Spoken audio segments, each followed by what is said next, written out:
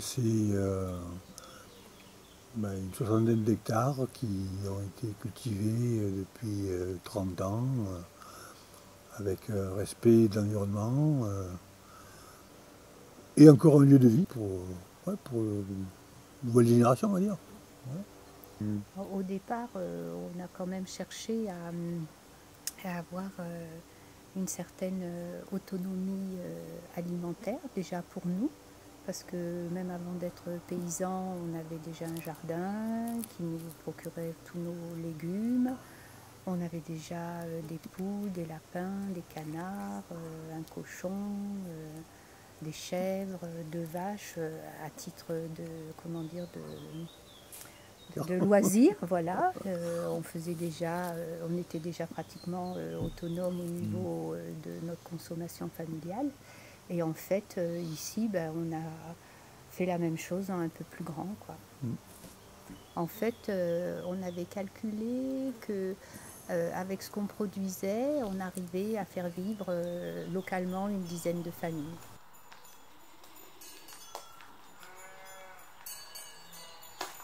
Il y a une vingtaine de chèvres, il y a 30 brebis, hein, grosso modo, et puis 4 vaches, quoi. Nous, les animaux, après, il y a des volailles.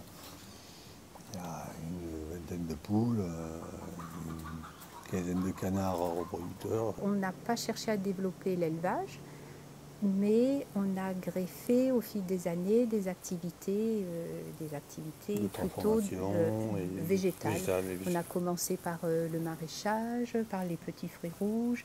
Après, on a planté des arbres fruitiers, on a planté de la vigne, on a planté des oliviers. Donc, on a plutôt cherché à diversifier qu'à augmenter notre petit noyau de base.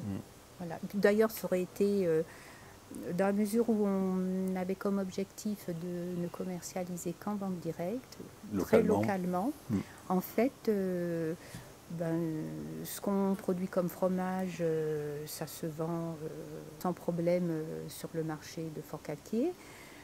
Donc je ne vois pas pourquoi on aurait fait plus pour après aller chercher une clientèle plus éloignée. En production végétale, on fait de la vente de petits fruits sur le marché, des framboises, des figues, des prunes, du raisin. Après, on a des transformations en confiture, en jus de fruits, en apéritif, en eau de vie, en vin. Pour le reste, les œufs, la volaille, la viande, les petits fruits, les légumes, l'huile jusqu'à cette année.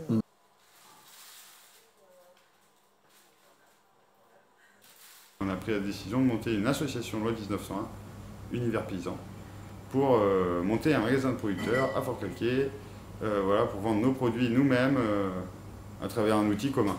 Aujourd'hui, on est 55 agriculteurs. Ça fait aussi vivre 4 temps plein quasiment au sein du magasin, en plus des emplois qui ont été créés dans nos fermes. On a décidé de faire une charte interne de qualité. Au début, on a été visiter chaque adhérent pour voir comment ils élevaient leurs animaux ou pas, ou qu'est-ce qu'ils leur donnaient à manger. Il faut que les bêtes elles aillent dehors, que l'alimentation en partie doit être produite sur la ferme, etc. etc.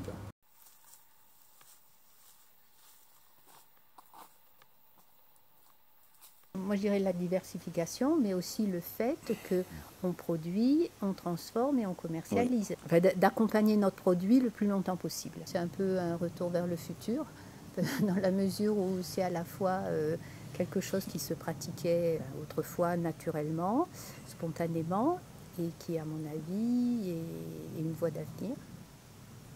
Après, peut-être qu'autrefois, les gens ne transformaient pas autant. Tout ce qui est transformé, c'est-à-dire les jus, les confitures, les tartes, les gâteaux, ça, c'est des choses qu'autrefois, les ménagères achetaient les légumes, les fruits, ils faisaient leur tarte aux fruits et leur tarte aux légumes, ou leur soupe.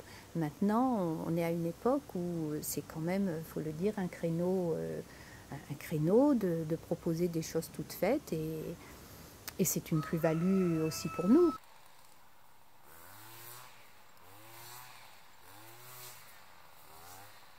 Actuellement, on a Nature Progrès, qui est un label indépendant, non reconnu par l'État actuellement, alors que c'est une mention qui existait bien avant l'abbé.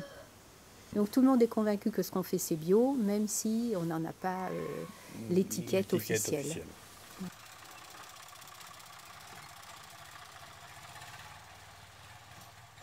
Je ne sais pas si on peut parler de rentabilité. Et après, si on faisait des calculs, effectivement, argent sonnant et trébuchant par rapport aux heures de travail qu'on a fait, là, ça ferait peut-être sourire de savoir qu'on travaille pour 2 ou 3 euros de l'heure toute l'année. Mais bon, après, on peut remettre en question aussi le mot travail. Donc, Et puis bon, on est dans un cadre de vie, je veux dire, on n'a pas la voiture à prendre pour aller bosser.